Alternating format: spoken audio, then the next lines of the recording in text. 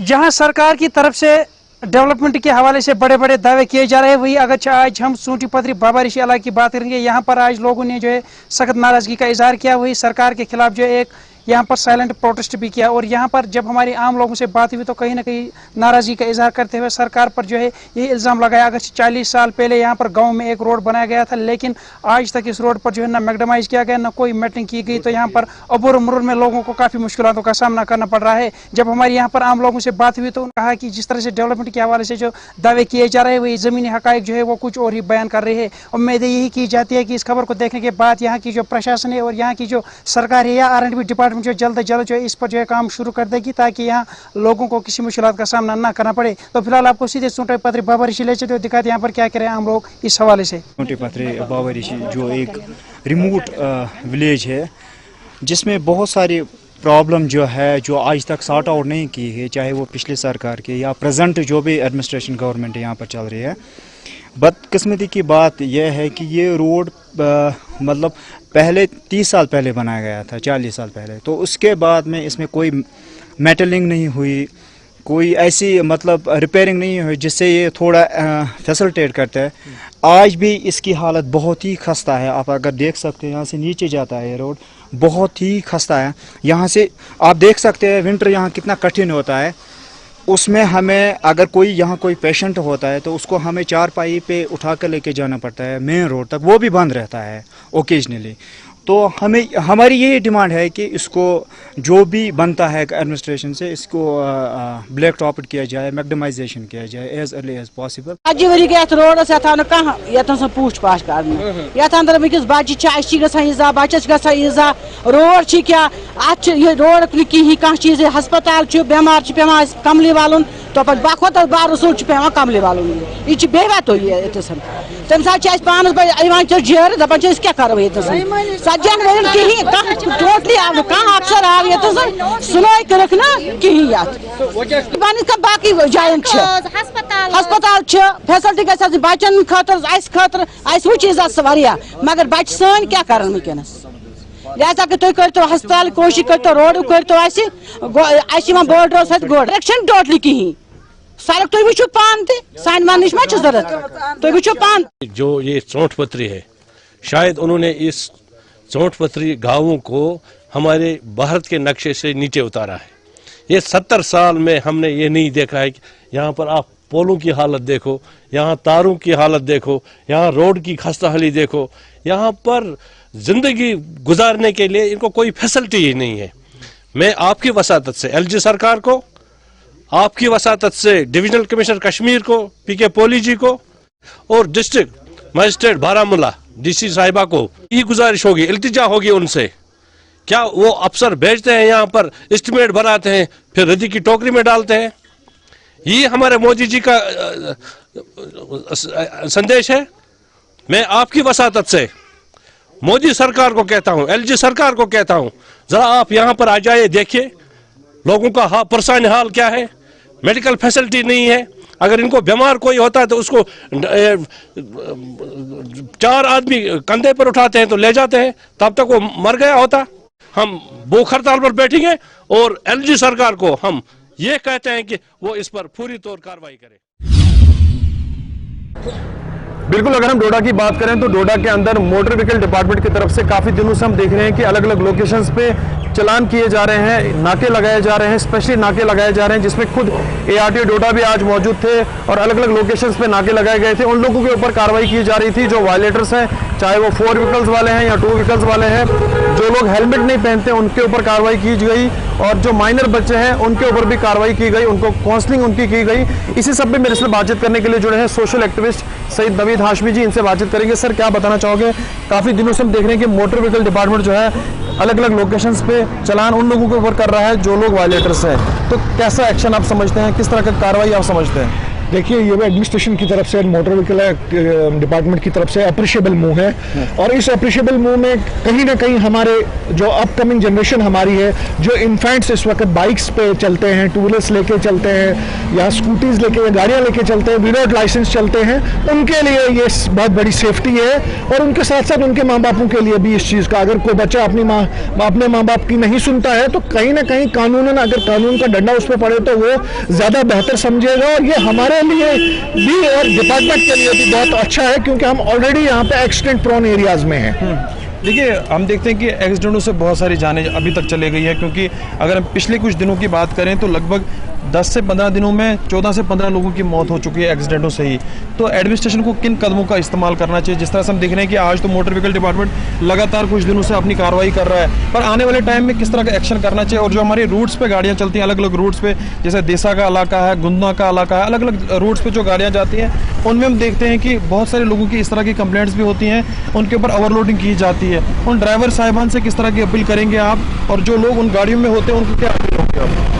देखिए, मेरी district administration और मोटर व्हीकल डिपार्टमेंट से ये एक मौतबाना गुजारिश है कि सबसे पहले वो एक अवेयरनेस कैंपेन स्टार्ट करें जो एक्सीडेंट्स को लेके हैं, जिसमें माइनर्स भी हैं, मेजर्स भी हैं, हमारे बच्चे, छोटे बच्चे, इन्फेंट्स भी हैं, कि वो लोगों को, चाहे वो गाँव के लोग हैं, मेटाडोर्स पे हैं, सबको अवेयर करें कि नहीं जी, कैसे हमने बेहतरीन एक शहरी का मुजाहिरा करना है। क्योंकि ये रिस्पॉन्सिबिलिटीज हम आते वक्त हर वक्त कभी पुलिस पे, कभी ट्रैफिक डिपार्टमेंट पे डालते हैं, तो ये शायद जायज़ नहीं है। कहीं ना कहीं इंसान को खुद से भी, अपने आप से भी पूछना चाहिए कि मैं किस हद तक ठीक हूँ और किस हद तक गलत हूँ। तो गलत डिपार्टमेंट को ये सबसे पहले चाहिए कि within a week's time, हर हफ्ते में एक बार ऐसा चेक होना चाहिए। इनको चाहिए सोशल मीडिया पे जाके, प्लस गवर्नमेंट की अपनी एजेंसीज को इन्वॉल्व करके लोगों को पहले अवेयर करना कि मोटर व्हीकल एक्ट क्या है, एक्सीडेंट्स क्या है, लाइसेंस की रिक्वायरमेंट्स क्या है। वो सारी चीज़ें जब होंगी तो कहीं ना कहीं लोगों पे भी एक दबाव बनेगा। आखिरी सवाल मेरा रहेगा, जिस तरह से हम देख रहे हैं कि बहुत सारी बाइकें ऐसे यहाँ पे हैं जिनको साइलेंसर लगाए गए हैं, मॉडिफाइड साइलेंसर लगाए गए हैं। बहुत सारे ऐसे लोग भी हैं जिनको हार्ट की प्रॉब्लम होती है, अलग अलग बीमारियों से वो मुतला होते हैं, तो उनको क्या बताना चाहोगे? देखिए, मैं गुजारिश करूंगा उन नौजवान भाइयों से भी, दोस्तों से भी, देखो जवानियां सबने देखी है, उन्होंने कुछ ज़्यादा ही नहीं देखना है। बट ये है कि वो एक नाइस पोल्यूशन में आता है, वो एक क्राइम आता है। जो ये हॉकिंग बाइक्स चल रही हैं, मैं इनको भी गुजारिश करता हूँ कि उनकी उन बाइक से लोगों को, बुजुर्गों को, जो हार्ट पेशेंट्स हैं या बाकी चीज़ जिनको बहुत प्रॉब्लम होती है, इसी कॉन्सेंसस में मैं आरटीओ डोडा से उन बाइक्स के लिए खुसूसन और डिस्ट्रिक्ट एडमिनिस्ट्रेशन को चाहता हूँ कि उन बाइक्स पे स्ट्रिक्ट एक्शन लिया जाए जो वो नॉइज पोल्यूशन और डिस्टर्बेंस क्रिएट कर रही है। अगर ये लोग जिनकी भी ऐसी बाइक से वो खुद से उसको रिपेयर करवाएं तो ठीक है, अगर नहीं तो फिर डिपार्टमेंट उसके लिए ठीक है, डिपार्टमेंट एक्शन ले और उस नॉनसेंस को खत्म करे।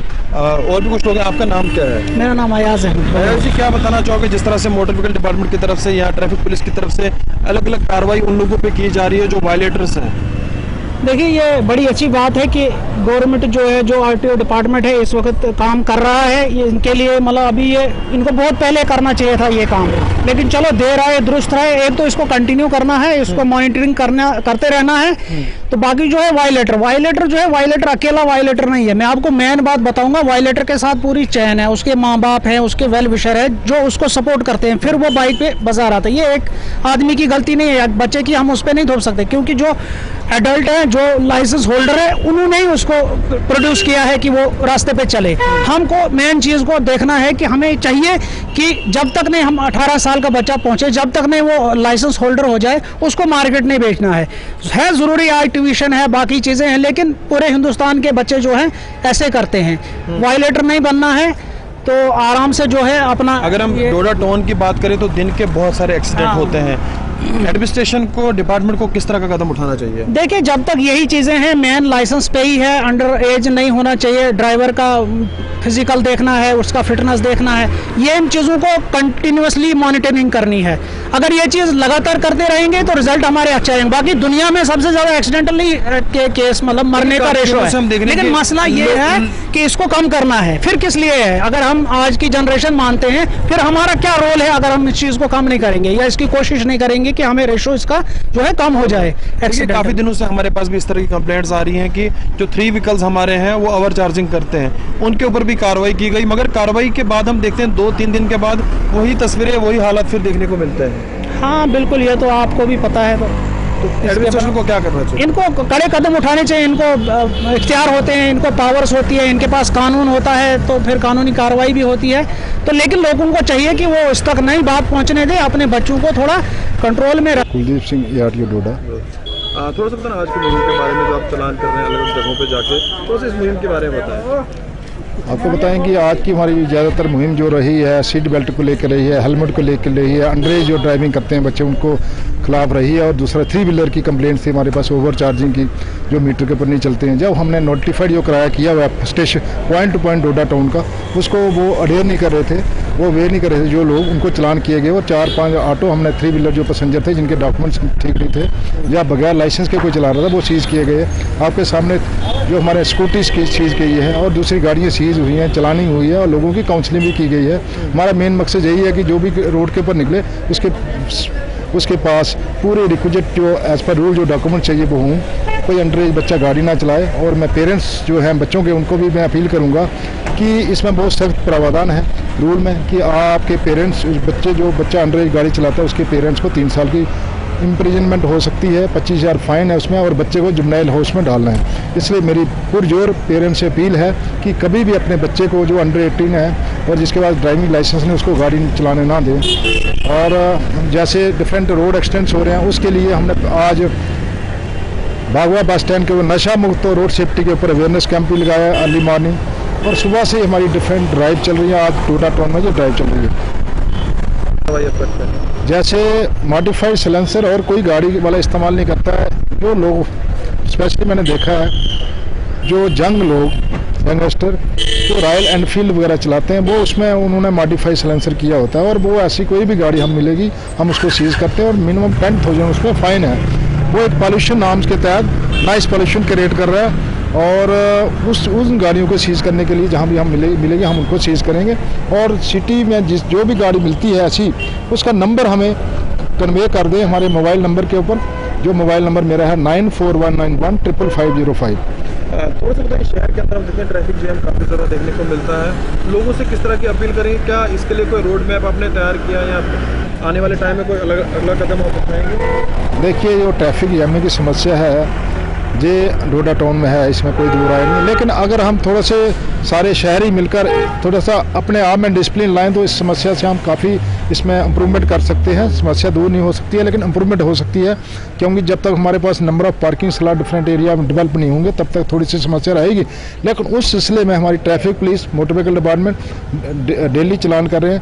और आज की डेट, आज मैंने देखा DSP ट्रैफिक से मिलकर भी मैंने बात की, उन्होंने भी वो स्टिकर चलानी शुरू की है जो रॉन्ग पार्किंग कर रहे हैं गाड़ियाँ। आज हमने ट्रक्स को, टिप्पर को, डंपर को, लोड कैरियर जो भी डिफरेंट एरिया में रॉन्ग पार्किंग की, उनको स्टिकर चलानी भी की गई।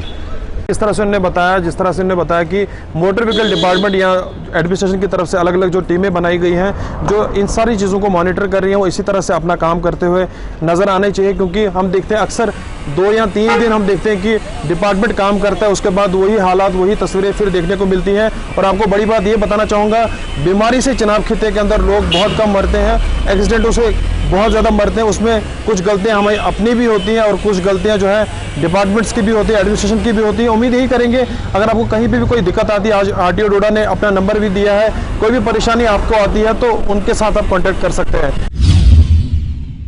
सांबा के लोगों को जल्द मिलेगी एक बड़ी सौगात, और वो सौगात यही है कि जो सांबा में नव निर्माणाधीन फ्लाईओवर जो यहां पर आप देख रहे हैं, जिसका काम लगातार जोरों शोरों से चल रहा है, तो ये फ्लाईओवर बताया जा रहा है कि साल 2022 यानी इसी साल के अंत तक जो है वो फ्लाईओवर तैयार हो जाएगा। और सांबा के लोगों को ये एक बड़ी सौगात मिलेगी, क्योंकि कहीं ना कहीं अगर इस फ्लाईओवर की बात करें जिसका काम लगातार यहां पर चल रहा है, तो ये फ्लाईओवर का फायदा सीधा ये होने वाला है कि एक तो ट्रैफिक कंजेशन से हमें निजात मिलेगी, आप तमाम लोगों को निजात मिलेगी, और सड़क हादसों का ग्राफ भी कम होगा। क्योंकि सांबा का जो मुख्य चौक है वो एक लगातार ब्लैक स्पॉट बना, यहां आए दिन सड़क हादसे पेश आ रहे थे, और कहीं ना कहीं एक चिंता का विषय लगातार बना हुआ था। और सांबा के लोगों ने लगातार जम्मू कश्मीर प्रशासन को ये एक डिमांड रखी कि यहां पर एक फ्लाईओवर बनना चाहिए, पुल बनना चाहिए, ताकि जो बड़ी गाड़ी है वो फ्लाईओवर से ही गुजरे और छोटी गाड़ी जो रोजमर्रा की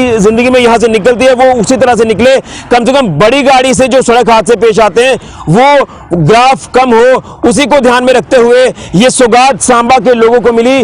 और ये फ्लाईओवर का काम साल 2021 यानी पिछले साल अक्टूबर में शुरू हुआ, जिसका डेडलाइन बताई जा रही है कि 1.5 साल के अंदर अंदर ये जो फ्लाईओवर है ये बनकर तैयार होगा। लेकिन जिस तरह से साल 2022 ये महीना सितंबर चल रहा है, तो उम्मीद है कि इस साल के अंत तक ये फ्लाईओवर बनकर तैयार हो जाएगा और ये बड़ी सौगात जो है ये सांबा के लोगों को समर्पित कर दी जाएगी। मैं आपको मोटे तौर पर इसकी स्पेसिफिकेशंस बताना चाहता हूं।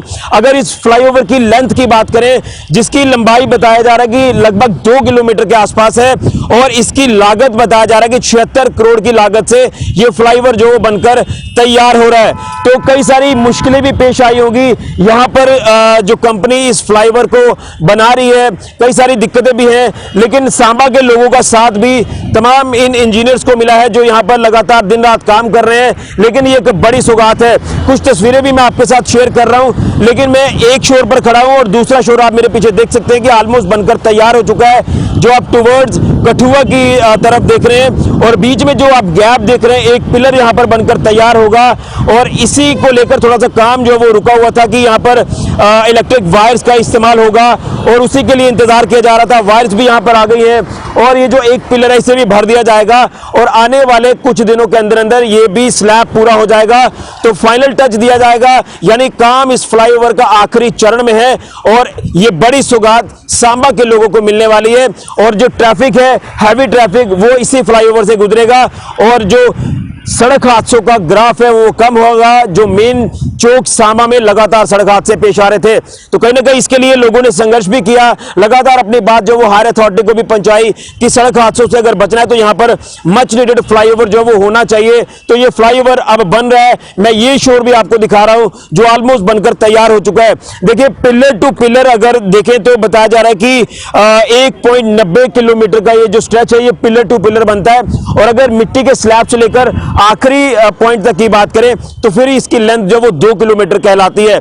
तो ये बड़ी सौगात है। लेकिन क्या कुछ काम किस तरह से किया गया, यहाँ के साइट इंचार्ज रोहित जी मेरे साथ है, मैं इनसे जानने की कोशिश करूंगा। तो हमने तो ऑलमोस्ट बता ही दिया इस फ्लाईओवर को लेकर, ये सौगात जो सांबा के लोगों को मिलने जा रही है, तो क्या कहेंगे, एग्जैक्ट फिगर्स क्या हैं और कितनी दिक्कत परेशानी आपको भी पेश आई, और सांबा के लोगों का साथ किस तरह से भरपूर आपको मिला, ये जो फ्लाईओवर का काम लगातार जारी है?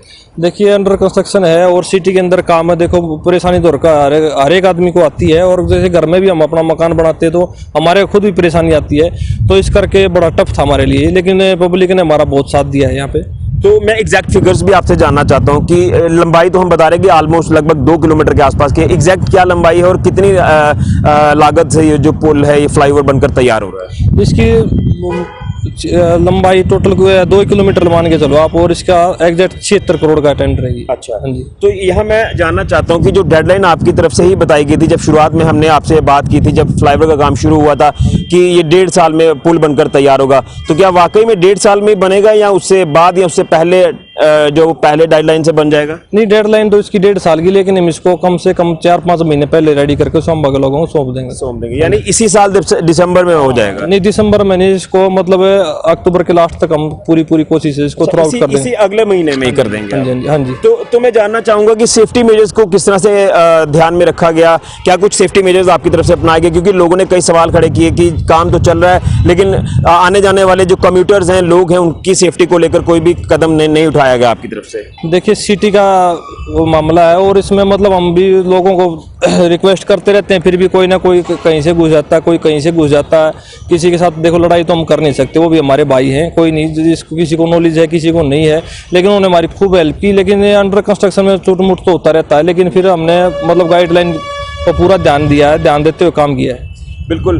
तो सांबा के लोग लगातार जो यहाँ से कभी पूछते होंगे कि आपको कब ये बनकर तैयार होगा, तो वाकई में लोग कह रहे हैं कि वाकई में एक बड़ा प्रोजेक्ट जो वो टाइम पीरियड से पहले ही बनकर तैयार हो रहा है? हाँ, टाइम पीरियड से पहले ही देंगे। सांबा वाले लोग हमारे से बहुत खुश हैं। बिल्कुल सांबा के लोग खुश हैं और ये एक मेगा प्रोजेक्ट आप कह सकते हैं कि जो सांबा को मिला था, ये नव निर्माणाधीन फ्लाईओवर आप देख रहे हैं कि यहाँ पर काम लगातार जारी है। मेरे पीछे भी आप साफ तौर पर ये तस्वीरें देख सकते हैं कि ये एक फ्लाईओवर का शोर मैं आपको दिखा रहा हूँ। यहाँ पर मैं खुद खड़ा हूँ और मेरे सहयोगी लगातार आपको ये तस्वीरें बताने की कोशिश कर रहे हैं। आगे की तस्वीरें एक बार फिर से आपको बताऊंगा। जब ये पैच बनकर तैयार हो जाएगा तो ये जो गैप आप देख रहे हैं ये नहीं रहेगा और जो हम कह रहे थे कि साल के अंत तक यानी दिसंबर तक ये पुल जो बनकर तैयार होगा, लेकिन बताया जा रहा है कि अक्टूबर एंडिंग तक जो है उसका काम ऑलमोस्ट कंप्लीट कर दिया जाएगा। फिर रहा काम ब्लैक टॉपिंग का या और छोटे मोटे जो काम बीच में रहते हैं वो चलते रहेंगे, लेकिन ये एक बड़ी सौगात मिलने जा रही है सांबा के लोगों को। हालांकि इस फ्लाईओवर को लेकर बात करें तो सांबा के लोगों में गुस्सा भी जरूर हमें देखने को मिला कि यहाँ पर सेफ्टी मेजर्स को ध्यान में नहीं रखा गया। जो लोग नीचे से गुजरते हैं उनके ऊपर कभी कुछ चीजें गिर रही हैं या फिर जब बिल्डिंग वगैरह यहाँ पर होती है तो उसकी चिंगारियां जो वो लोगों के ऊपर गिरती हैं। इस तरह की चीजें नहीं है, लेकिन उसको लेकर भी कहा कि सांबा के लोगों ने साथ दिया है। जो इन्होंने जो भी एडवाइजरी जारी की उस एडवाइजरी को लोगों ने फॉलो भी किया। चलिए मिलजुल कर काम होता है, लेकिन ये बड़ी सौगात सांबा के लोगों को मिलने जा रही है। ये ड्रीम प्रोजेक्ट आप कह सकते हैं सांबा के लोगों का है, जिसको लेकर लगातार सांबा के लोगों ने जद्दोजहद भी की है। अब क्रेडिट कौन लेगा ये तो आने वाले दिनों में पता चलेगा, लेकिन ये बड़ी सौगात जो सांबा के लोगों को मिली कि एक तो ट्रैफिक कंजेशन से आपको जो है वो निजात मिलेगी, सड़क हादसों का ग्राफ कम होगा और ब्लैक स्पॉट जो सांबा का मुख्य चौक बना हुआ था उससे राहत मिलेगी। यहां से हैवी ट्रैफिक ऊपर से निकलेगी, तमाम ट्रैफिक ऊपर से निकलेगी।